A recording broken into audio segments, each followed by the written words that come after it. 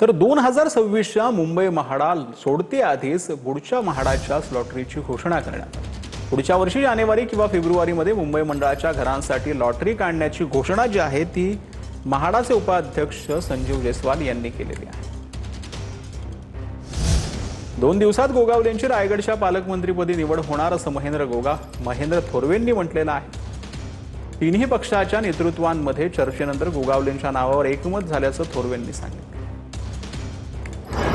माझ्या मते आता वरिष्ठ लेवलला तिन्ही पक्षाचे नेते एकत्रपणे बसून या ठिकाणी विधान परिषदेच्या निवडणुकीदरम्यान निर्णय घेण्यात आलेला आहे की भरत शेठ यांना रायगडचे पालकमंत्री करण्यात येणार आहे असं आमच्या नेतृत्वाने सुद्धा आम्हाला सांगितलेलं आहे।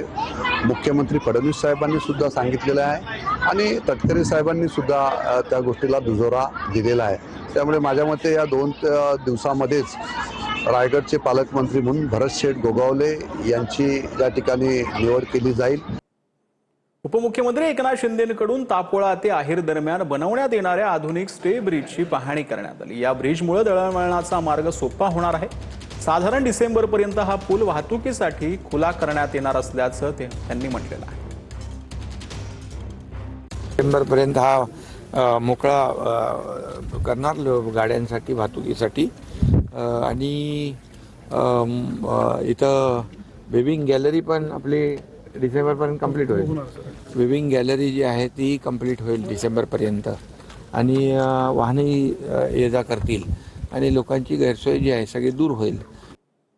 तर काँग्रेसचे खासदार प्रशांत पडोळे भाजपचे केंद्रीय मंत्री नितीन गडकरींचे पाया पडलेले आहेत। नितीन गडकरी संसदेत येताना पडोळे यांनी त्यांच्या पाया पडत आशीर्वाद दिले। तर काँग्रेसचे खासदार प्रशांत पडोळे यांनी नितीन गडकरींच्या ते पाया पडलेले आहेत। यावेळेला नितीन गडकरी ज्यावेळेला संसदेत येत होते त्यावेळेला काँग्रेसचे खासदार प्रशांत पडोळे यांनी नितीन गडकरींचे पाया ते पडलेले असल्याचं पाहायला मिळतं।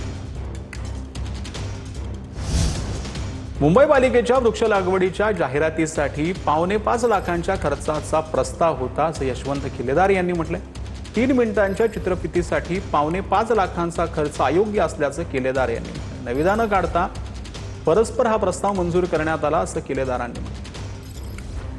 1 कोटी झाडं संपूर्ण महाराष्ट्रात लावायची हा महाराष्ट्र शासनाचा प्रकल्प आहे आणि त्या प्रकल्पाची जाहिरात करण्यासाठी महानगरपालिकेने साधारण 5.25 लाख रुपये खर्च करावेत असा तो प्रस्ताव होता।